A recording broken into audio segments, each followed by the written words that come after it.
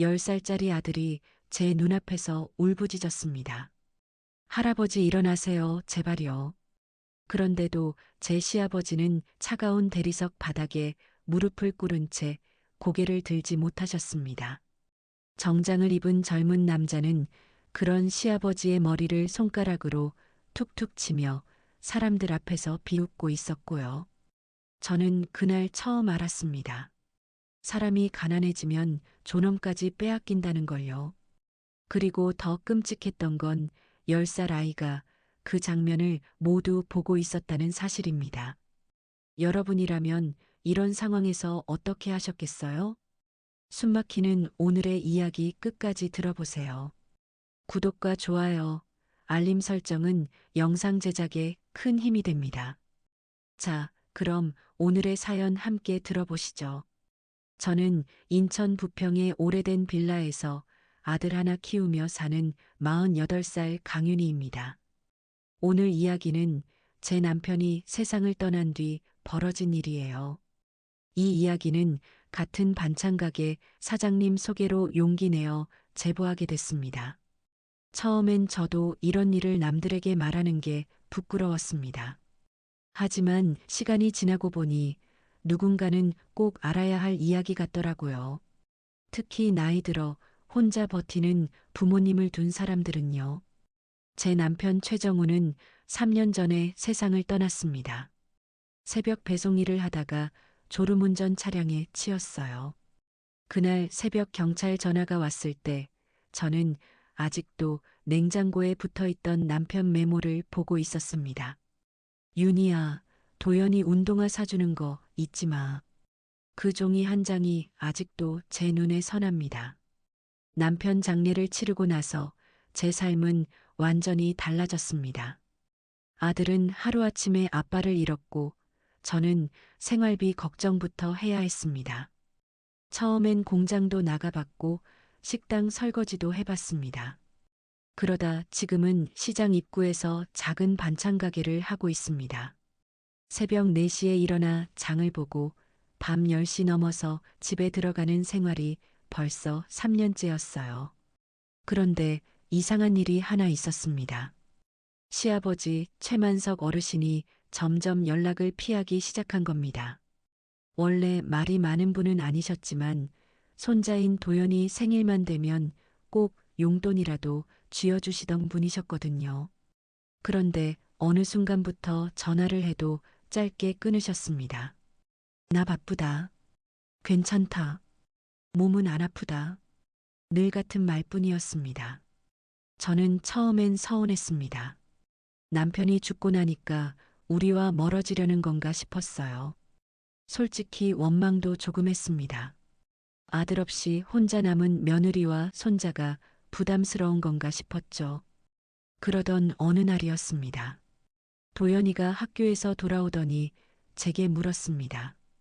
엄마, 할아버지는 왜 학교 안 와? 순간 가슴이 철렁했습니다. 학교에서 조부모 참여 수업이 있었던 모양이었습니다. 저는 대충 웃으며 넘기려 했지만 아이는 쉽게 넘어가지 않았습니다. 다른 애들 할머니, 할아버지는 다 왔는데 우리 할아버지는 나 싫어해? 그 말을 듣는데 마음이 무너졌습니다. 그날 밤 저는 오랜만에 시아버지께 전화를 걸었습니다. 몇 번이나 신호가 가고 나서야 받으셨습니다. 그런데 전화기 너머가 너무 시끄러웠습니다. 사람들 소리와 자동차 경적 소리가 섞여 들렸어요. 아버님 어디세요? 회사다. 회사요? 경비 일한다. 순간 저는 말을 잃었습니다. 시아버지가 경비 일을 하신다는 건 처음 들었습니다. 예전엔 작은 공장 반장으로 오래 일하셨고 은퇴 후엔 지방 내려가 텃밭이나 하시겠다고 했던 분이었거든요. 그런데 74 나이에 다시 경비 일을 하고 계셨던 겁니다. 저는 다음 날 바로 찾아가겠다고 했습니다. 하지만 시아버지는 단호하게 말렸습니다. 올 필요 없다. 왜요? 도연이도 할아버지 보고 싶어 하는데요. 그냥 오지 마라. 전화는 그렇게 끊겼습니다. 그날 밤 이상하게 잠이 오지 않았습니다. 시아버지 목소리가 계속 귀에 남았거든요. 숨이 차 보였고 뭔가 겁먹은 사람 같았습니다. 결국 저는 다음날 가게 문을 일찍 닫았습니다. 그리고 도연이를 데리고 시아버지가 일한다는 서울 강남의 대형 건물로 향했습니다. 도연이는 오랜만에 할아버지를 본다는 생각에 들떠 있었습니다. 엄마, 할아버지한테 내가 그린 그림 보여줄 거야. 아이 손엔 삐뚤빼뚤한 그림 한 장이 들려 있었습니다. 경비 모자를 쓴 할아버지와 자기 얼굴을 그려놓은 그림이었어요. 그걸 보는 순간 괜히 눈물이 날 것 같았습니다. 우리가 도착한 곳은 생각보다 훨씬 큰 회사 건물이었습니다. 유리벽으로 된 고급 건물이었고 입구엔 외제차들이 줄지어 서 있었습니다. 저는 순간 위축됐습니다. 이런 곳에서 시아버지가 일하신다고 생각하니 마음이 이상했어요. 그런데 로비 안으로 들어서는 순간이었습니다. 아, 내가 정신을 똑바로 안 차리지. 남자의 고함 소리가 건물 전체를 울렸습니다. 사람들이 한쪽으로 몰려 있었고 직원들은 숨죽인 얼굴로 서 있었습니다. 그리고 그 한가운데에 제 시아버지가 있었습니다. 시아버지는 무릎을 꿇고 계셨습니다. 낡은 경비복 바지가 바닥에 구겨져 있었고 고개는 깊게 숙여져 있었습니다. 앞에는 30대쯤 되어 보이는 젊은 남자가 서 있었어요. 비싼 정장 차림에 금태 시계를 찬 남자였습니다. 그 남자는 시아버지 멱살을 잡아당기며 욕설을 퍼붓고 있었습니다. 내 차 긁었잖아. 늙은이가 눈도 제대로 안 보이냐? 시아버지는 떨리는 목소리로 말했습니다. 죄송합니다. 제가 못 봤습니다. 그 순간 제 다리가 굳어버렸습니다. 도연이도 제 옆에서 얼어붙어 있었습니다. 아이는 자기 눈앞의 사람이 정말 할아버지인지 믿지 못하는 얼굴이었습니다. 그런데 그 남자가 갑자기 시아버지 뺨을 때렸습니다. 짝소리가 로비에 울렸습니다. 저는 비명을 지르며 뛰어갔습니다. 지금 뭐 하시는 거예요? 하지만 직원 하나가 저를 막아섰습니다. 사모님 진정하세요. 저 사람이 우리 아버님이에요. 도연이는 울면서 할아버지에게 달려갔습니다. 할아버지. 아이는 작은 몸으로 시아버지를 부축하려 했습니다. 그런데 시아버지는 오히려 손자를 밀어냈습니다. 도연아 오지 마라. 그 목소리가 너무 처절해서 저는 숨이 막혔습니다. 젊은 남자는 그런 상황에서도 비웃듯 웃었습니다. 가족들까지 왔네? 그리고는 제 아들을 내려다보며 말했습니다. 너희 할아버지 때문에 회사 차 수리비 수백 나온 거 알아? 도연이는 아무 말도 못했습니다.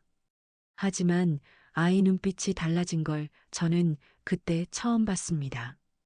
겁먹은 눈빛이 아니었습니다. 분노였습니다.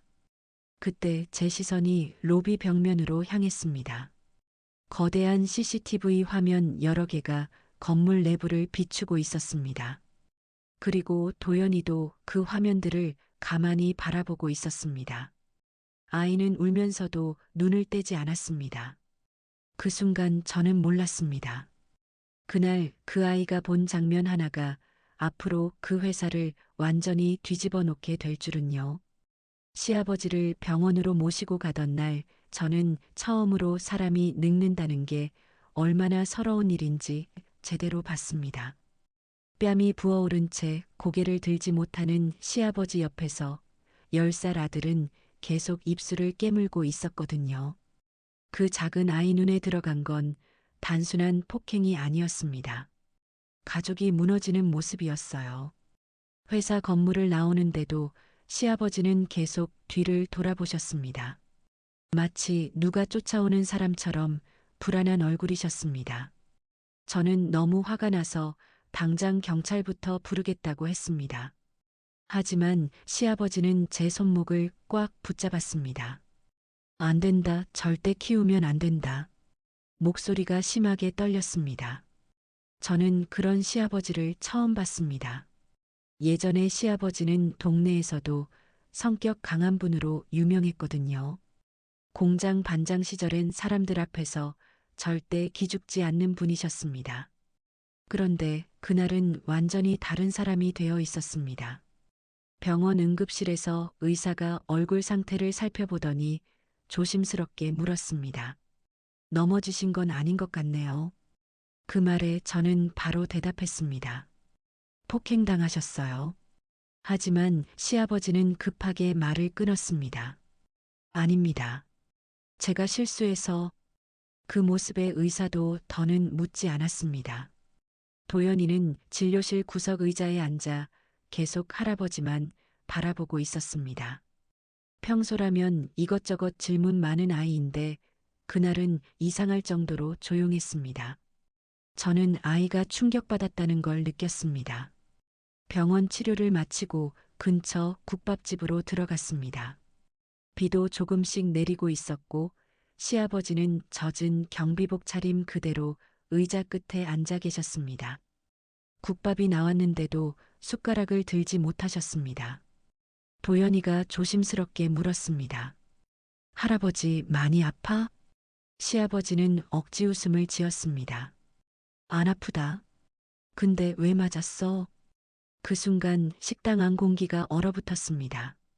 시아버지는 한동안 아무 말도 하지 못했습니다. 그러다 아주 작게 중얼거리셨습니다.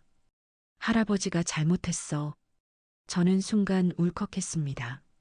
분명 잘못한 건 그 젊은 남자인데 왜 맞은 사람이 죄인처럼 말해야 하는 건지 이해할 수 없었습니다.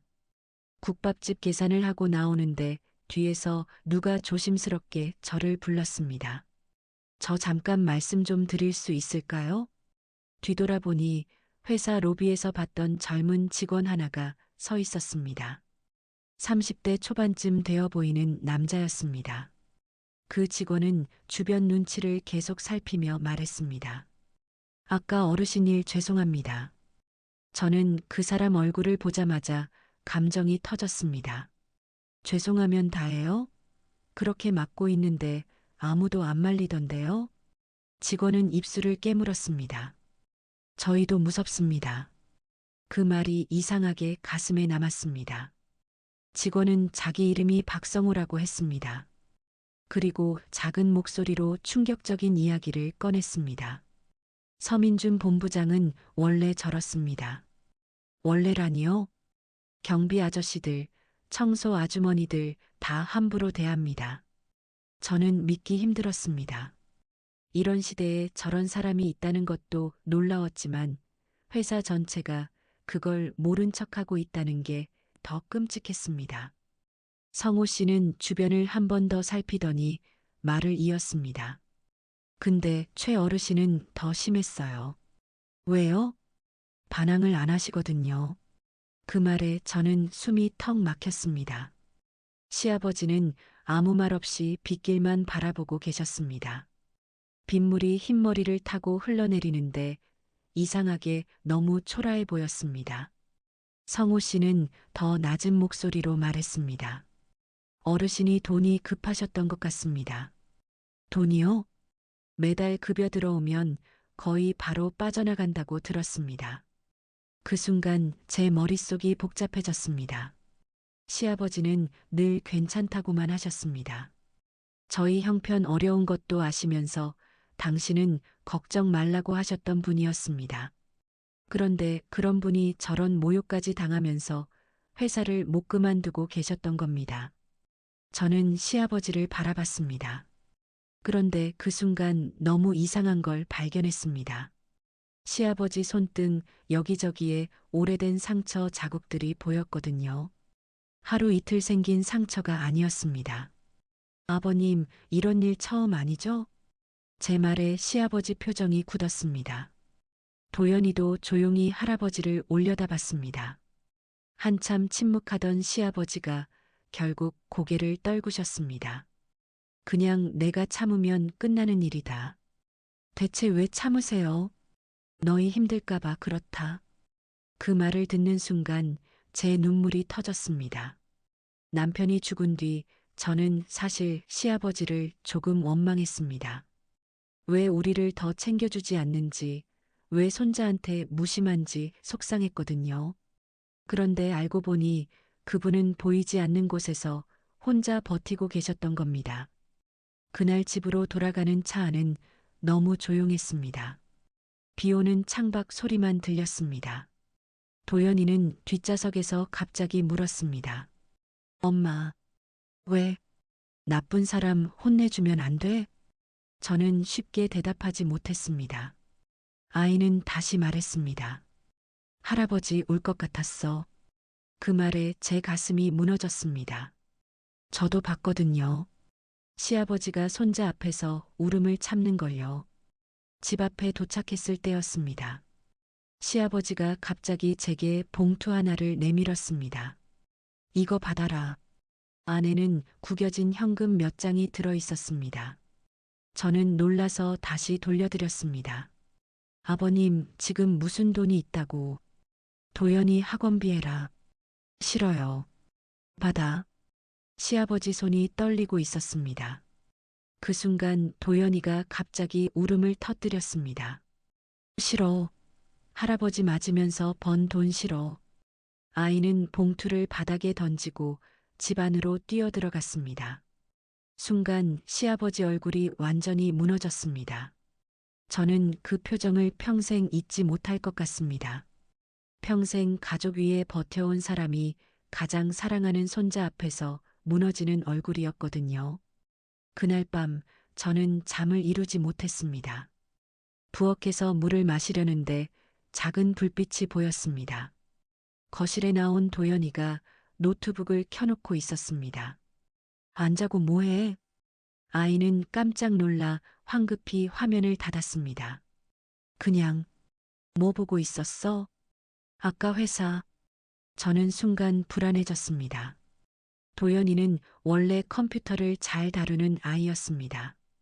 학교에서도 코딩 잘한다고 칭찬받곤 했어요. 그런데 그날 아이 표정은 평소와 달랐습니다. 아이는 작은 목소리로 물었습니다. 엄마 CCTV는 지워도 다시 볼 수 있어? 순간 등골이 서늘해졌습니다. 저는 애써 웃으며 말했습니다. 그런 건 왜 물어봐? 그러자 아이가 입술을 꽉 깨물며 말했습니다. 할아버지 맞은 거 사람들이 다 봐야 돼. 그날 이후 제 머릿속엔 두 장면이 계속 맴돌았습니다.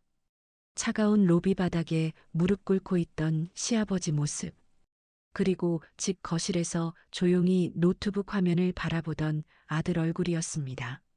저는 둘 다 너무 불안했습니다. 한 사람은 평생 참으며 무너지고 있었고, 또 한 사람은 어린 마음 속에 처음으로 분노를 키우고 있었거든요. 다음 날 새벽이었습니다. 평소처럼 반찬 가게에 나가려고 준비하는데 현관문이 열리는 소리가 들렸습니다. 나가보니 시아버지가 경비복을 다시 입고 계셨습니다. 아버님, 지금 어디 가세요? 시아버지는 제 눈을 피한 채 신발만 고쳐 신으셨습니다. 얼굴에 멍이 아직 선명했는데도 다시 출근하려는 모습이었습니다. 오늘은 쉬세요. 안 된다. 저렇게 맞고도 또 가신다고요? 일 안 나가면 잘린다. 그 말을 듣는데 가슴이 철렁했습니다. 74 노인이 폭행당한 다음 날 다시 출근 걱정을 하고 있다는 사실이 너무 서러웠습니다. 저는 화를 참지 못했습니다. 그 회사를 왜 계속 다녀요? 그러자 시아버지가 갑자기 목소리를 높이셨습니다. 그만 좀 해라. 순간 집안 공기가 얼어붙었습니다.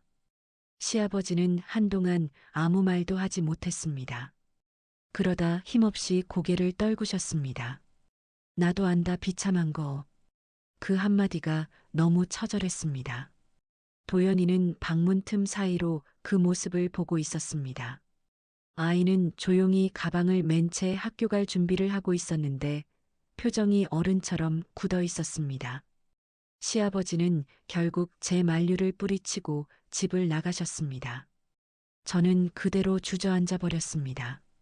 도대체 얼마나 절박하면 저 나이에 그런 대우를 받으면서도 일을 놓지 못하는 걸까 싶었어요. 그날 장사는 손에 잡히지 않았습니다.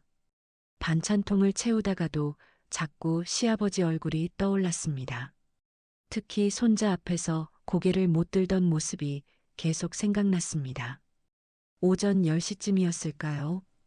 가게로 낯선 번호 전화가 걸려왔습니다. 어제 만났던 회사 직원 박성호 씨였습니다. 사모님, 큰일 났습니다.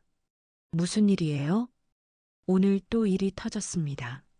순간 심장이 철렁 내려앉았습니다. 저는 가게 문을 급하게 닫고 바로 회사로 향했습니다. 강남까지 가는 내내 손이 떨렸습니다. 혹시 시아버지가 또 맞은 건 아닌지, 쓰러진 건 아닌지 머릿속이 엉망이었습니다. 회사 건물 앞에 도착했을 때 이미 분위기가 심상치 않았습니다. 흡연구역 쪽에 직원들이 모여 수군거리고 있었고 로비 직원들 표정도 잔뜩 굳어 있었습니다. 성호 씨가 저를 급히 지하 주차장 쪽으로 데려갔습니다. 그곳에서 저는 또 한 번 충격적인 장면을 보게 됐습니다. 시아버지가 바닥에 무릎 꿇은 채 외제차 타이어를 닦고 계셨습니다. 정장 차림의 서민주는 커피를 들고 그 앞에 서 있었습니다. 그리고 일부러 시아버지 쪽으로 커피를 흘렸습니다. 야, 제대로 닦아. 죄송합니다. 죄송하면 차가 원래대로 돌아오냐? 주변 직원들은 모두 고개를 숙이고 있었습니다. 누구도 눈을 마주치지 않았습니다. 그 침묵이 더 끔찍했습니다. 저는 뛰어가려 했지만 성호 씨가 급히 막았습니다. 지금 가시면 더 위험합니다. 저걸 보고 어떻게 가만히 있어요? 저 사람 회장 사위입니다. 그 말에 저는 얼어붙었습니다. 알고 보니 서민주는 단순한 임원이 아니었습니다. 회사 오너 딸과 결혼한 사람이었고 사실상 회사 안에선 왕처럼 행동하는 인간이었습니다. 직원들 인사권도 쥐고 있었고 마음만 먹으면 사람 하나 바로 잘라버릴 수 있다고 했습니다. 저는 너무 화가 나서 손이 떨렸습니다. 그래서 다들 저걸 참고 본다고요? 성호 씨는 쓴웃음을 지었습니다. 저희도 먹고 살아야 하니까요. 그 순간 제 귀에 웃음소리가 들렸습니다. 서민준이 다른 직원들에게 큰 소리로 떠들고 있었습니다. 늙은 사람은 일을 하면 안 돼. 민폐잖아. 그 말에 몇몇 직원들이 억지 웃음을 지었습니다. 아부 웃음이었습니다. 시아버지는 아무 말도 못한 채 계속 타이어만 닦고 계셨습니다. 그 모습을 보는 순간 저는 처음으로 깨달았습니다. 사람은 가난보다 모욕 때문에 더 무너진다는 걸요. 그때였습니다. 저 멀리 기둥 뒤에 작은 그림자 하나가 보였습니다. 도연이었습니다. 저는 깜짝 놀랐습니다. 분명 학교에 갔어야 할 시간이었거든요. 아이는 기둥 뒤에서 조용히 상황을 보고 있었습니다. 그리고 손에는 작은 태블릿 하나가 들려 있었습니다. 저는 급히 아이에게 달려갔습니다. 너 학교는? 도연이는 놀라지도 않았습니다. 오히려 아주 차분한 얼굴이었습니다. 엄마, 여길 왜 왔어? 할아버지 또 맞을 것 같아서. 순간 말문이 막혔습니다. 도연이는 태블릿 화면을 제게 보여줬습니다. 회사 건물 구조도가 떠 있었습니다. CCTV 위치까지 표시돼 있었습니다. 이게 뭐야? 회사 내부 지도. 이걸 어떻게? 인터넷에 있었어. 아이 눈빛이 이상할 정도로 차가웠습니다. 10살 아이 눈이라고 믿기 어려웠습니다. 그 순간 지하 주차장 쪽에서 또 고함이 터졌습니다. 아, 다시 닦으랬지. 서민준이 시아버지를 발로 밀어버린 겁니다. 시아버지는 그대로 넘어졌습니다. 저는 비명을 지르며 뛰어나가려 했습니다. 그런데 그보다 먼저 움직인 사람이 있었습니다. 도연이었습니다. 아이는 그대로 뛰어나가 서민준 앞을 막아섰습니다. 그만해요. 지하 주차장이 순간 조용해졌습니다. 직원들 모두 얼어붙은 얼굴로 아이를 바라봤습니다. 서민주는 황당하다는 듯 웃었습니다. 뭐야? 도연이는 떨리는 목소리로 말했습니다. 왜 자꾸 우리 할아버지 때려요? 시아버지 얼굴이 새하얗게 질렸습니다. 도연아 안 된다. 하지만 아이는 물러서지 않았습니다. 할아버지 아프잖아요. 순간 서민준 표정이 싸늘하게 변했습니다. 그 인간은 아이 앞까지 천천히 걸어왔습니다. 그리고 차가운 목소리로 말했습니다. 애새끼 교육이 안 됐네. 그 순간 제 눈앞이 하얘졌습니다. 그런데 바로 그때였습니다. 도연이 손에 들린 태블릿 화면에서 갑자기 짧은 경고음이 울렸습니다. 삑. 아이는 순간 화면을 확인했습니다. 그리고 아주 작게 중얼거렸습니다. 됐다. 도연이 태블릿에서 경고음이 울린 순간 저는 본능적으로 아이 손부터 붙잡았습니다. 솔직히 무서웠습니다. 10살짜리 아이 눈빛이 점점 낯설어지고 있었거든요. 아이답게 울고 겁먹는 게 아니라 뭔가를 결심한 사람처럼 변해가고 있었습니다. 서민준도 그 소리를 들었는지 도연이 태블릿을 흘끗 바라봤습니다. 뭐야 그거? 도연이는 재빨리 화면을 꺼버렸습니다. 그리고 제 뒤로 숨듯 물러났습니다. 저는 급히 아이를 안고 지하 주차장을 빠져나왔습니다. 뒤에서는 여전히 서민준의 욕설이 들렸습니다. 하지만 이상하게도 그날은 더 이상 시아버지를 건드리지 않았습니다. 대신 아주 차가운 눈빛으로 저희 가족을 노려봤습니다. 그 눈빛이 오래 남았습니다. 마치 너희 끝까지 가보자라고 말하는 사람 같았거든요. 집으로 돌아오는 길, 차 안 분위기는 무겁게 가라앉아 있었습니다. 시아버지는 계속 창밖만 바라보셨고 도연이는 태블릿을 무릎 위에 올려둔 채 아무 말도 하지 않았습니다. 저는 결국 참지 못하고 물었습니다. 아까 그건 뭐였어? 도연이는 잠시 머뭇거리더니 작게 대답했습니다. 그냥 확인한 거야. 뭘? CCTV 저장되는 거. 순간 심장이 철렁 내려앉았습니다. 저는 아이 목소리에서 이상한 집착을 느꼈습니다. 도연이는 이미 단순히 화난 상태가 아니었습니다. 할아버지가 당한 일을 자기 방식대로 해결하려고 움직이고 있었어요. 집에 도착하자마자 저는 태블릿부터 빼앗았습니다. 이제 그만해. 근데 엄마, 너 아직 애야. 그래도 할아버지는 계속 맞잖아. 도연이가 처음으로 소리를 질렀습니다. 아이는 금방 눈물을 터뜨렸습니다. 아빠 없는데 왜 할아버지까지 괴롭혀? 그 말에 저는 아무 대답도 못했습니다. 시아버지도 현관 앞에 멈춰선 채 고개를 들지 못하셨습니다. 그날 저녁 시아버지는 식사도 거의 못하셨습니다. 도연이가 좋아하는 계란말이를 해드렸는데 젓가락조차 제대로 못 드셨습니다. 그러다 갑자기 자리에서 일어나셨습니다. 나 이제 가보겠다. 오늘은 그냥 여기서 주무세요. 안 된다. 왜 안 돼요? 내가 여기 있으면 너희까지 힘들어진다. 그 말이 너무 서글펐습니다. 저는 처음으로 조금 화가 났습니다.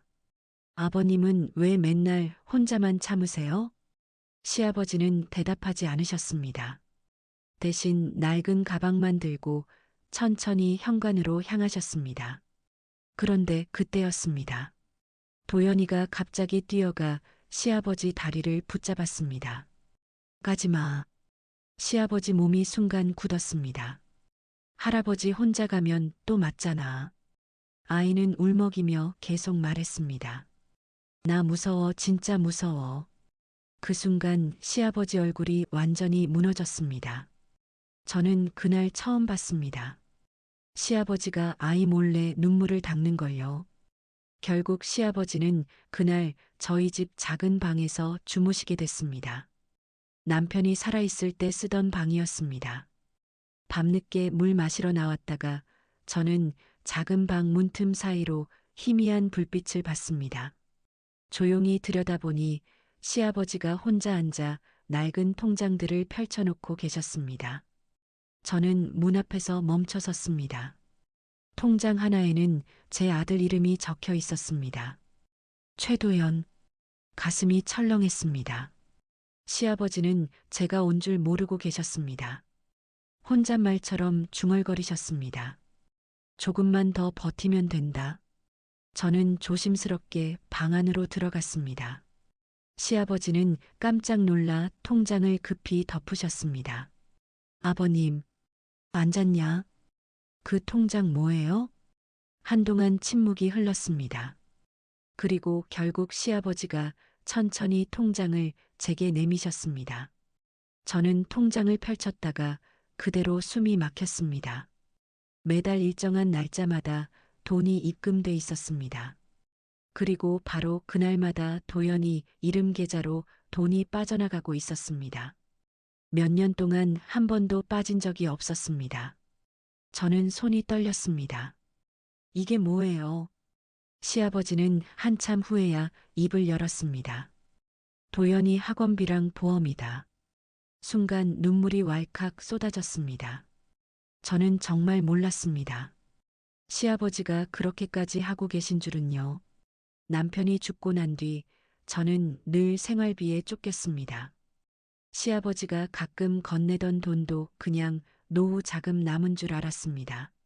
그런데 그 돈이 저런 굴욕 속에서 버텨가며 만든 돈이었다는 걸 처음 알게 된 겁니다. 저는 울면서 물었습니다. 왜 말씀 안 하셨어요? 시아버지는 씁쓸하게 웃었습니다. 자식 잃은 며느리한테 늙은 애비짐까지 얹고 싶지 않았다. 그 말을 듣는 순간 저는 완전히 무너졌습니다. 솔직히 저는 그동안 시아버지를 조금 원망했습니다. 왜 손자한테 무뚝뚝한지, 왜 자주 안 찾아오는지 속상했거든요. 그런데 그분은 혼자 가장 무거운 짐을 지고 계셨던 겁니다. 그날 새벽까지 저는 잠을 못 잤습니다. 남편 사진을 붙잡고 한참 울었습니다. 오빠 나 너무 못됐다. 자꾸 그런 말만 나왔습니다. 그러다 문득 작은 방에서 인기척이 들렸습니다. 나가보니 도연이가 조용히 시아버지 방 앞에 앉아 있었습니다. 앉아? 아이는 고개를 끄덕였습니다. 엄마, 왜? 할아버지 손 봤어? 저는 순간 아무 말도 못했습니다. 도연이는 작은 목소리로 말했습니다. 손이 다 찢어져 있었어. 아이 눈에 눈물이 맺혀 있었습니다. 할아버지 손 따뜻했는데 왜 사람들이 괴롭혀? 그 말에 저는 또 울컥했습니다. 그런데 그 다음 말이 더 무서웠습니다. 도연이가 아주 조용한 목소리로 말했습니다. 엄마, 응, 나 그 사람 나쁜 짓 다 찾을 수 있을 것 같아. 순간 등골이 서늘해졌습니다. 도연이는 천천히 태블릿 화면을 켰습니다. 그리고 거기엔 회사 CCTV 저장 시간표와 내부 서버 구조 같은 것들이 빼곡하게 떠 있었습니다. 10살 아이가 만든 화면이라고 믿기 어려웠습니다. 아이는 화면을 보며 아주 차갑게 말했습니다. 할아버지 올린 거 사람들이 다 알게 해야 돼. 도연이 태블릿 화면을 본 순간 저는 무서웠습니다. 정말 무서웠어요. 아이가 단순히 화가 난 게 아니라는 걸 느꼈거든요. 10살 아이가 세상에 대한 분노를 너무 빨리 배워버린 것 같았습니다. 화면에는 회사 내부 CCTV 위치와 저장 시간, 서버 연결 구조 같은 것들이 복잡하게 떠 있었습니다. 저는 하나도 이해할 수 없었지만 도연이는 너무 자연스럽게 설명하고 있었습니다. 여기서 저장되고 이쪽 모니터로 연결되는 거야. 도연아? 응? 그만해. 왜? 엄마 무섭다. 그 말을 하자 아이 얼굴이 잠깐 흔들렸습니다. 하지만 금세 다시 굳어졌습니다. 근데 엄마, 도연이는 작은 목소리로 말했습니다. 나 진짜 참기 싫어. 그 말이 제 가슴을 세게 눌렀습니다. 시아버지는 그날 새벽까지 작은 방에서 나오지 않으셨습니다. 아마 우리 대화를 다 들으셨을 겁니다. 그런데도 아무 말도 하지 않으셨습니다. 그 침묵이 더 아팠습니다. 다음 날 아침이었습니다. 저는 일부러 시아버지보다 먼저 일어나 부엌에서 밥을 하고 있었습니다. 그런데 방문 여는 소리가 들렸습니다. 시아버지가 또 경비복을 입고 나오고 계셨습니다. 저는 순간 울컥했습니다. 오늘도 가시게요? 시아버지는 대답 대신 낡은 모자를 만지작거리셨습니다. 얼굴멍도 아직 그대로였는데 또 출근하려는 모습이 너무 처절했습니다. 아버님, 제발 그만두세요. 안 된다. 왜 안 돼요? 내가 버텨야 한다. 그 말이 이상하게 불길했습니다. 저는 처음으로 정면으로 물었습니다. 대체 뭘 그렇게까지 지키려고 하세요? 시아버지는 한동안 아무 말이 없었습니다. 그러다 아주 작게 입을 열었습니다. 정우, 마지막 부탁이었다. 순간 심장이 멎는 줄 알았습니다. 정우, 제 남편 이름이었습니다. 시아버지는 떨리는 목소리로 말을 이어가셨습니다. 사고 나기 며칠 전에 그러더라. 그 순간 시아버지 눈이 붉어졌습니다. 아버지, 제가 없으면 윤이랑 도연이 좀 부탁드립니다. 저는 그대로 주저앉아 버렸습니다. 남편이 그런 말을 했다는 걸 처음 들었습니다.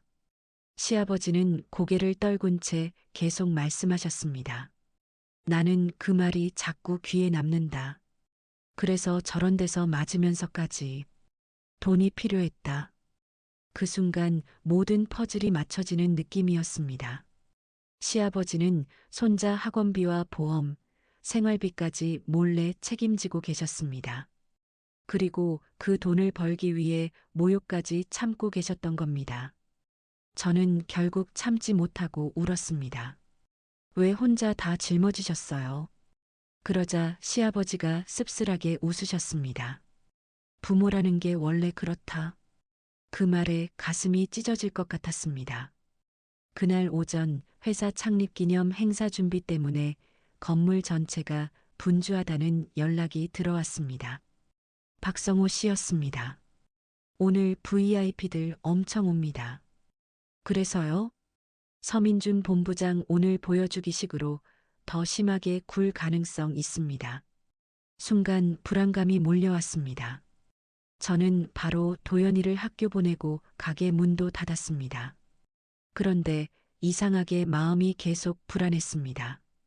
그리고 그 불안은 현실이 됐습니다. 오후 1시쯤 학교에서 전화가 왔습니다. 최도연 학생 보호자분 되시죠?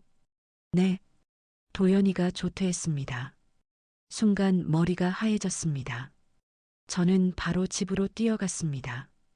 하지만 집엔 아무도 없었습니다. 책상 위엔 태블릿 충전기만 덩그러니 놓여 있었습니다. 그 순간 심장이 미친 듯 뛰기 시작했습니다. 저는 바로 회사로 향했습니다. 강남도로는 막히고 있었고 신호는 왜 그렇게 긴지 미칠 것 같았습니다. 계속 도연이 전화로 연락했지만 받지 않았습니다. 회사 건물 앞에 도착했을 때는 이미 행사 차량들로 북적이고 있었습니다. 검은 세단들이 줄지어 서 있었고 로비엔 정장 입은 사람들이 가득했습니다. 그런데 건물 안이 이상하게 시끄러웠습니다. 사람들이 웅성거리고 있었습니다. 저거 뭐야? 누가 저런 걸 틀었어? 미쳤나 봐. 순간 제 심장이 철렁 내려앉았습니다. 로비 안으로 뛰어들어간 순간 저는 그대로 얼어붙었습니다. 거대한 메인 스크린 전체에 영상 하나가 재생되고 있었습니다. 서민준이 시아버지 멱살을 잡고 뺨을 때리는 장면이었습니다. 짝! 그 끔찍한 소리가 로비 전체에 울려 퍼졌습니다. 직원들이 숨을 삼켰습니다. VIP 손님들까지 모두 화면을 바라보고 있었습니다. 영상은 끝나지 않았습니다.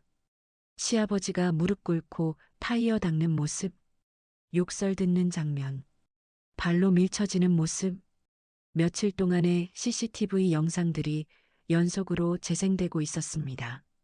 저는 숨이 막혔습니다. 그리고 그 순간 방송실 쪽 계단에서 작은 그림자 하나가 보였습니다. 도연이었습니다. 아이는 울고 있었습니다. 하지만 눈빛은 흔들리지 않았습니다. 서민주는 얼굴이 새파랗게 질린 채 미친 듯 소리치고 있었습니다. 당장 꺼. 누가 이런 거 틀었어. 경비 직원들과 관리자들이 우왕좌왕 뛰어다녔습니다. 하지만 이미 늦었습니다. 수백 명이 다 보고 있었습니다. 직원들 휴대폰 카메라까지 동시에 올라가기 시작했습니다. 어떤 직원은 울고 있었고 어떤 직원은 고개를 숙이고 있었습니다. 그동안 모른 척했던 죄책감 때문인지도 몰랐습니다. 그때였습니다. 도연이가 계단 위에서 떨리는 목소리로 외쳤습니다. 왜 우리 할아버지만 괴롭혀요? 로비 전체가 조용해졌습니다. 10살 아이 울음소리만 건물 안에 울렸습니다. 할아버지는 나쁜 사람 아니야. 도연이는 울면서 계속 말했습니다. 맨날 우리 위에 이랬단 말이야. 그 순간 시아버지가 사람들 사이에서 비틀거리며 앞으로 나왔습니다. 도연아. 시아버지 얼굴은 완전히 무너져 있었습니다. 부끄러움과 미안함과 슬픔이 한꺼번에 뒤섞인 얼굴이었습니다. 그런데 바로 그때였습니다. 서민준이 미친 듯 방송실 쪽으로 뛰어 올라갔습니다. 그리고 도연이 팔을 거칠게 잡아당겼습니다. 너 지금 뭐 한 줄 알아? 순간 저는 비명을 질렀습니다. 하지만 더 빨랐던 사람이 있었습니다. 시아버지였습니다. 평생 고개 숙이고 살던 그분이 처음으로 서민준 앞을 막아섰습니다. 그리고 떨리는 목소리로 말했습니다. 내 손자는 건드리지 마라. 그 말을 들은 순간 로비 공기가 완전히 달라졌습니다. 저는 그날 처음 봤습니다. 시아버지가 누군가를 똑바로 바라보는 모습을요. 평생 참기만 하던 분이었습니다. 억울해도 참고 아파도 참고 모욕당해도 참던 사람이었어요. 그런데 손자가 울면서 끌려가는 순간 그분 안에 있던 무언가가 완전히 터져버린 겁니다. 서민주는 잠시 당황한 얼굴이었습니다. 하지만 곧 비웃듯 입꼬리를 올렸습니다. 아직 상황 파악이 안 되나 보네. 시아버지는 물러서지 않으셨습니다. 주먹은 떨리고 있었지만 눈만큼은 흔들리지 않았습니다. 애는 잘못 없다. 잘못 없다고? 서민주는 로비 대형 화면을 가리켰습니다. 회사 기밀 유출이야. 이건 범죄라고. 그 말을 듣는 순간 제 가슴이 철렁했습니다. 솔직히 무서웠습니다. 도연이가 너무 큰일을 저질러 버린 건 아닐까 겁이 났거든요. 그런데 그 순간 뜻밖의 일이 벌어졌습니다. 직원들 사이에서 누군가 큰 소리로 말했습니다. 범죄는 폭행한 사람이 한 거 아닙니까? 모두가 놀라 돌아봤습니다. 박성호 씨였습니다. 평소 그렇게 눈치만 보던 사람이 처음으로 앞으로 나온 겁니다. 성호 씨 얼굴도 잔뜩 긴장돼 있었습니다. 하지만 더는 피하지 않았습니다. 저도 봤습니다. 뭐? 최 어르신 계속 맞으셨습니다. 순간 로비가 술렁이기 시작했습니다. 그동안 침묵하던 직원들이 하나둘 움직이기 시작했습니다. 저도 봤습니다. 청소팀 아주머니도 울면서 나갔어요. 경비 반장도 그만뒀잖아요. 사람들 목소리가 커질수록 서민준 얼굴은 점점 굳어갔습니다. 그 인간은 처음으로 상황이 이상하게 흘러간다는 걸 느낀 것 같았습니다. 그때 로비 자동문이 열리며 검은 정장 입은 사람들이 들어왔습니다. 회사 감사팀이었습니다. 누군가 이미 내부 신고를 넣은 모양이었습니다. 감사팀 직원 한 명이 차가운 얼굴로 말했습니다. 서민준 본부장님, 뭐야 이거. 현재 폭행 및 직장 내 괴롭힘 관련 긴급 조사 들어갑니다. 순간 주변이 완전히 조용해졌습니다. 서민주는 어이없다는 듯 웃었습니다. 누가 나를? 하지만 감사팀 직원은 흔들리지 않았습니다. 영상 확보됐습니다. 그 말을 듣는 순간 저는 온몸에 소름이 돋았습니다. 도연이가 공개한 CCTV 영상이 이미 서버 밖으로 퍼져나간 상태였던 겁니다. 직원들 휴대폰에도 퍼지고 있었고 몇몇은 이미 인터넷에 올린 상태였습니다. 젊은 직원 하나가 작은 목소리로 중얼거렸습니다. 커뮤니티 올라갔대. 벌써? 실시간으로 퍼지는 중이래. 그 순간 서민준 얼굴이 처음으로 무너졌습니다. 그 사람은 늘 권력으로 사람을 눌렀습니다. 하지만 이제 처음으로 자기보다 더 무서운 걸 본 겁니다. 여론이었습니다. 그날 저녁 영상은 정말 무섭게 퍼졌습니다. 강남 대기업 갑질 폭행, 노인 경비원 무릎 꿇린 임원, 손자가 폭로한 충격 영상, 자극적인 제목들이 순식간에 인터넷을 뒤덮었습니다. 저는 정신이 하나도 없었습니다. 집으로 돌아왔는데도 휴대폰이 계속 울렸습니다. 기자 연락까지 오기 시작했습니다. 도연이는 거실 소파에 멍하니 앉아 있었습니다. 아이는 자기가 무슨 일을 벌였는지 아직 다 이해하지 못하는 눈치였습니다. 엄마 나 혼나? 그 말을 듣는 순간 마음이 무너졌습니다. 저는 아이를 꼭 끌어안았습니다. 아니야. 근데 사람들이 계속 전화해. 괜찮아. 사실 저는 하나도 괜찮지 않았습니다. 무섭기도 했고 불안하기도 했습니다. 혹시 회사에서 우리를 가만두지 않으면 어떡하나 걱정됐습니다. 그런데 더 힘들어 보이는 사람은 따로 있었습니다. 시아버지였습니다. 시아버지는 작은 방에 들어가 한참 동안 나오지 않으셨습니다. 문틈 사이로 담배 냄새만 희미하게 새어나왔습니다. 밤늦게 제가 조심히 들어갔을 때 시아버지는 남편 사진을 들고 계셨습니다. 아버님, 시아버지는 한참 말이 없으셨습니다. 그러다 아주 힘없는 목소리로 중얼거리셨습니다. 내가 애 인생 망친 것 같다. 그 말을 듣는데 눈물이 터졌습니다. 무슨 말씀이세요? 도연이가 너무 어린데. 시아버지 눈가가 붉어졌습니다. 애가 세상 무서운 걸 너무 빨리 배워버렸어. 저는 아무 말도 못했습니다. 사실 저도 그게 가장 두려웠거든요. 10살 아이가 할아버지를 지키기 위해 세상과 싸우는 법부터 배워버렸다는 게요. 그런데 그 순간 방문 밖에서 작은 목소리가 들렸습니다. 할아버지, 도연이었습니다. 아이는 조심히 방 안으로 들어왔습니다. 그리고 한참 동안 시아버지를 바라보다가 갑자기 작은 손으로 시아버지 손을 감쌌습니다. 아프지? 시아버지가 급히 고개를 돌렸습니다. 눈물 들킬까봐 그러신 것 같았습니다. 도연이는 울먹이며 말했습니다. 나 이제 무서워 안 할 거야. 도연아, 할아버지 지켜줄 거야. 그 순간 시아버지가 결국 울음을 터뜨리셨습니다. 정말 처음 봤습니다. 평생 돌처럼 버티던 분이 어린 손자 앞에서 그렇게 우는 걸요. 미안하다. 시아버지는 계속 그 말만 반복하셨습니다. 내가 미안하다. 도연이도 따라 울었습니다. 저도 같이 울었습니다. 그 작은 방 안에서 세 사람이 한참을 끌어안고 울었습니다. 그런데 바로 그때였습니다. 제 휴대폰이 다시 울렸습니다. 발신자는 박성호 씨였습니다.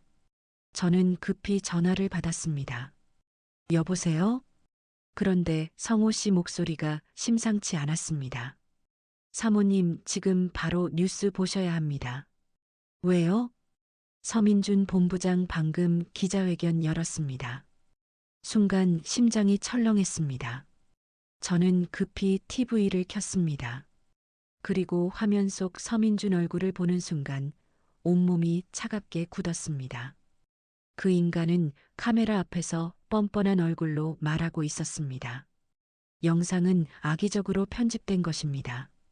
그리고 이어진 다음 말이 저를 완전히 얼어붙게 만들었습니다. 해당 경비원과 가족에 대해 법적 대응을 검토 중입니다. 서민준이 기자회견에서 법적 대응을 언급한 순간 저는 손끝이 차갑게 식어가는 걸 느꼈습니다. TV 화면 속 그 인간은 피해자인 척하고 있었습니다. 마치 자신이 억울한 사람이라는 듯 차분한 얼굴로 카메라를 바라보고 있었어요. 일부 영상은 왜곡됐습니다. 회사 명예를 훼손하려는 의도가 확인되고 있습니다. 특정 직원과 외부인의 계획적인 행동으로 판단됩니다. 그 말을 듣는 순간 저는 숨이 턱 막혔습니다. 외부인. 그 말은 결국 저와 도연이를 말하는 거였습니다. 도연이는 제 옆에서 TV를 보고 있었습니다. 아이는 겁먹은 얼굴로 제 옷깃을 붙잡았습니다. 엄마 나 경찰 잡혀가? 그 말을 듣는 순간 심장이 찢어질 것 같았습니다. 저는 아이를 꼭 안았습니다. 절대 그런 일 없어. 하지만 솔직히 저도 무서웠습니다. 권력 있는 사람은 거짓말까지 당당하게 하는구나 싶었거든요. 그날 밤 인터넷 분위기는 완전히 둘로 갈라졌습니다. 서민준을 비난하는 사람도 많았지만 반대로 우리 가족을 욕하는 댓글도 생기기 시작했습니다. 애를 이용했다. 회사 망하게 하려는 거다. 불쌍한 척 연기한다. 저는 그 댓글들을 보다가 결국 휴대폰을 꺼버렸습니다. 사람들이 무섭다는 생각이 처음 들었습니다. 그런데 더 충격적인 건 시아버지 반응이었습니다. 시아버지는 TV를 끄더니 조용히 방으로 들어가셨습니다. 그리고 한참 후 낡은 점퍼를 입고 다시 나오셨습니다. 어디 가세요? 회사. 저는 순간 귀를 의심했습니다. 지금 그 회사를 가신다고요? 내가 끝내야 한다. 아버님, 더 커지면 안 된다. 그 말에 저는 눈물이 터졌습니다. 끝까지 가족 걱정뿐이었습니다. 당신은 그렇게 얻어맞고 모욕당했는데도 우리 가족이 피해볼까봐 또 혼자 가시려는 거였어요. 도연이가 울면서 시아버지 다리를 붙잡았습니다. 가지마. 하지만 시아버지는 아이 머리만 쓰다듬었습니다. 금방 다녀오마. 또 맞으면 어떡해. 그 순간 시아버지 표정이 무너졌습니다. 하지만 끝내 아무 말 없이 집을 나서셨습니다. 저는 불안해서 도저히 가만히 있을 수 없었습니다. 결국 도연이 손을 잡고 뒤따라 나갔습니다. 회사 건물 앞은 이미 기자들과 사람들이 몰려 있었습니다. 카메라 플래시가 계속 터지고 있었고 직원들은 고개 숙인 채 드나들고 있었습니다. 그런데 그 와중에도 시아버지는 경비복 차림 그대로 정문 앞에 서 계셨습니다. 저는 그 모습을 보고 가슴이 먹먹해졌습니다. 평생 그 자리에서 가족을 지키려 했던 사람 같았거든요. 잠시 후 검은 세단 한 대가 회사 앞에 멈췄습니다. 그리고 서민준이 내렸습니다. 기자들이 몰려들었습니다. 폭행 인정하십니까? 피해자 가족 협박했다는 말 나옵니다. 입장 말씀하십시오. 하지만 서민준은 아무 대답도 하지 않았습니다. 대신 사람들 사이에 서 있는 시아버지를 발견하더니 얼굴이 굳었습니다. 그리고 천천히 시아버지 쪽으로 걸어왔습니다. 저는 본능적으로 불안했습니다. 왜 또 나오셨어요? 서민준 목소리는 낮았지만 살기 어린 느낌이었습니다. 시아버지는 처음으로 고개를 숙이지 않았습니다. 이제 그만하자. 뭘? 당신도 나도. 순간 서민준이 비웃었습니다. 지금 상황 만든 게 누군데? 애는 건드리지 마라. 그 애가 사고 친 거야. 그 순간 도연이가 제 뒤에서 튀어나왔습니다. 내가 한 거 맞아. 주변이 순간 조용해졌습니다. 기자들 카메라까지 전부 아이 쪽으로 향했습니다. 도연이는 울먹이면서도 서민준을 똑바로 바라봤습니다. 근데 할아버지 괴롭힌 건 아저씨잖아. 그 말에 몇몇 기자 표정이 흔들렸습니다. 도연이는 계속 말했습니다. 할아버지는 맨날 우리 도와줬단 말이야.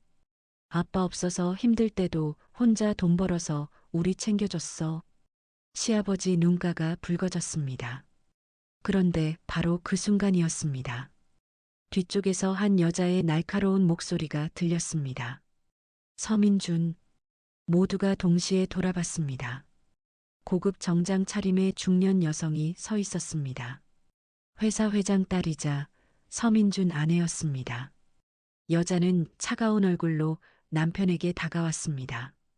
그리고 사람들 앞에서 서류 봉투 하나를 던졌습니다. 철서? 당신 이제 끝났어. 서민준 얼굴이 순식간에 굳었습니다. 봉투 안에는 내부 감사 자료가 들어 있었습니다. 직원 폭행 기록, 갑질 신고, 회사 돈 유용 자료까지 전부 정리돼 있었습니다. 알고 보니 회장 측도 이미 서민준을 조사 중이었던 겁니다. 여자는 떨리는 목소리로 말했습니다. 당신 때문에 우리 아버지 회사 다 망하게 생겼어. 여보, 입 닥쳐. 주변 기자들 플래시가 미친 듯 터졌습니다. 서민준은 처음으로 완전히 무너진 얼굴이었습니다. 그런데 그 순간 더 놀라운 일이 벌어졌습니다. 평생 고개 숙이고 살던 시아버지가 천천히 앞으로 걸어나갔습니다. 그리고 서민준 앞에 멈춰 섰습니다. 저는 또 맞으실까봐 숨이 멎는 줄 알았습니다. 하지만 시아버지는 주먹을 쥐지도 않았습니다. 대신 아주 담담한 목소리로 말했습니다. 나는 당신 용서 못한다. 주변이 조용해졌습니다. 근데 시아버지가 떨리는 숨을 내쉬셨습니다. 이제 더는 안 무섭다. 그 말을 듣는 순간 제 눈물이 터졌습니다. 정말 그 한마디에 지난 세월이 다 들어있는 것 같았거든요. 가난 때문에 참고, 가족 때문에 참고, 손자 생각하며 버티던 사람이 처음으로 자기 인생을 위해 고개를 든 순간이었습니다. 그날 이후 세상은 정말 빠르게 변했습니다. 불과 며칠 전까지만 해도 아무도 관심 없던 노인 경비원의 이야기가 전국 뉴스에 나오기 시작했으니까요. 인터넷 기사에는 시아버지 사진이 실렸고 방송국에서는 연일회사 갑질 문제를 다뤘습니다. 노인 노동자 인권 논란, 대기업 임원의 충격적 폭행, 손자가 공개한 CCTV 영상, 뉴스 제목들은 자극적이었지만 저는 이상하게 그걸 볼 때마다 마음이 복잡했습니다. 속 시원하기도 했지만 한편으론 시아버지가 너무 많은 사람 앞에 상처를 드러내게 된 것 같아 마음이 아팠거든요. 서민주는 결국 회사에서 해임됐습니다. 폭행 혐의와 직장 내 괴롭힘 문제로 경찰 조사까지 받게 됐고 추가 제보도 계속 이어졌습니다. 그동안 참았던 직원들이 하나둘 입을 열기 시작한 겁니다. 박성호 씨도 용기를 냈습니다. 그 사람은 감사팀 조사에서 모든 사실을 털어놓았고 다른 직원들도 증언하기 시작했습니다. 결국 회사는 공식 사과문까지 발표했습니다. 하지만 시아버지는 그런 걸 보면서도 별 반응이 없으셨습니다. 다 끝난 일이다. 늘 그렇게만 말씀하셨습니다. 오히려 더 힘들어 보였습니다. 평생 조용히 살아온 분인데 하루아침에 세상 사람들 입에 오르내리게 됐으니까요. 며칠 동안 시아버지는 거의 방 안에서만 지내셨습니다. TV도 안 보셨고 신문도 안 보셨습니다. 식사도 겨우 몇 숟갈 드시는 정도였어요. 저는 그 모습이 너무 걱정됐습니다. 그러던 어느 날 아침이었습니다. 반찬 가게 문을 열려고 준비하는데 시아버지가 먼저 앞치마를 두르고 나오셨습니다. 아버님, 오늘은 내가 좀 도와주마. 순간 저는 웃음이 나오면서도 눈물이 핑 돌았습니다. 시아버지는 원래 손재주 좋은 분이셨습니다. 예전 공장 다닐 때도 기계 만지는 걸 워낙 잘하셨거든요. 그날도 무 하나를 얼마나 반듯하게 써시는지 손님들이 오히려 더 신기해할 정도였습니다. 동네 아주머니들이 슬쩍 말을 걸기 시작한 것도 그날부터였습니다. 뉴스 나온 분 맞죠? 참 고생 많으셨어요. 시아버지는 처음엔 어색해 하셨지만 사람들이 진심으로 걱정해 준다는 걸 느끼셨는지 조금씩 표정이 풀리기 시작했습니다. 그리고 가장 많이 변한 건 도연이었습니다. 아이는 예전보다 훨씬 자주 웃기 시작했습니다. 학교에서도 다시 친구들이랑 어울리기 시작했고 며칠 전에는 글짓기 대회 상까지 받아왔습니다. 주제가 가족이었다고 했습니다. 도연이는 상장을 들고 집에 들어오자마자 시아버지에게 달려갔습니다. 할아버지, 나 1등 했어. 시아버지는 놀란 얼굴로 상장을 받아드셨습니다. 손이 살짝 떨리고 있었습니다. 뭐라고 썼는데? 도연이는 쑥스러운 듯 웃었습니다. 세상에서 제일 멋있는 사람 이야기. 그 말을 듣는 순간 시아버지가 고개를 푹 숙이셨습니다. 저는 또 우시는 줄 알았습니다. 그런데 가만 보니 웃고 계셨습니다. 정말 오랜만에 보는 웃음이었습니다. 며칠 뒤 저는 우연히 도연이 글짓기 원고를 읽게 됐습니다. 삐뚤삐뚤한 글씨로 이렇게 적혀 있었습니다. 우리 할아버지는 힘이 세다. 나쁜 사람한테 맞아도 가족을 지키려고 했다. 나는 커서 할아버지 같은 사람이 되고 싶다. 그 문장을 읽는 순간 저는 한참을 울었습니다. 시아버지는 평생 자신이 초라한 사람이라고 생각하며 사셨을지도 모릅니다.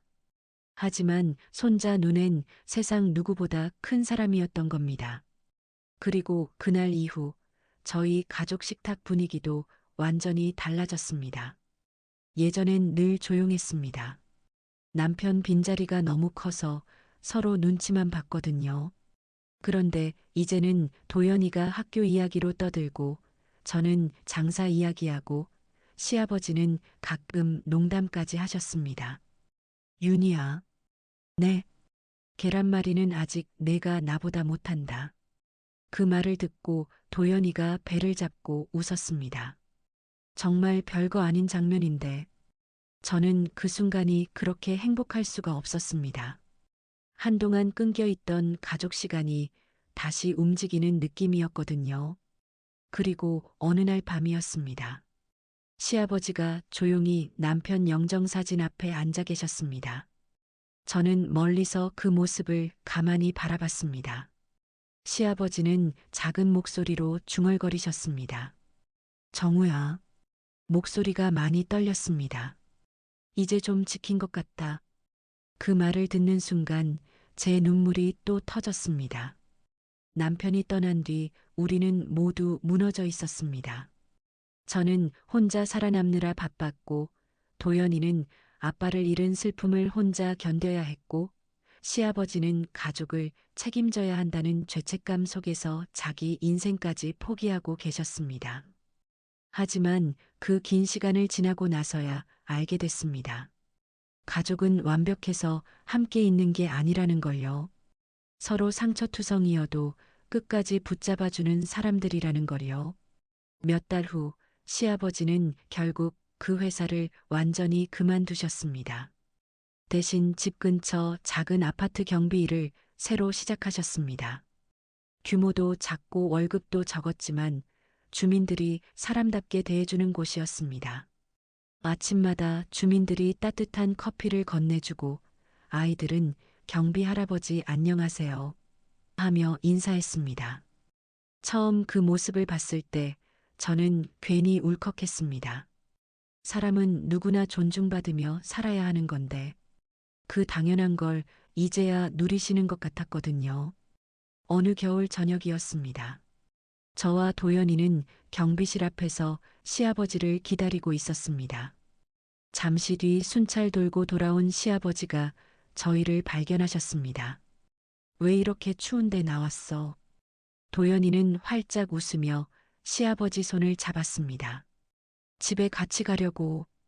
시아버지는 한동안 아무 말도 못하셨습니다. 그리고 아주 천천히 저희 손을 꼭 잡으셨습니다. 차가운 겨울바람이 불고 있었지만 이상하게 하나도 춥지 않았습니다. 저는 그날 밤 처음으로 확신했습니다. 우리 가족은 이제 정말 괜찮아지고 있다는 걸요.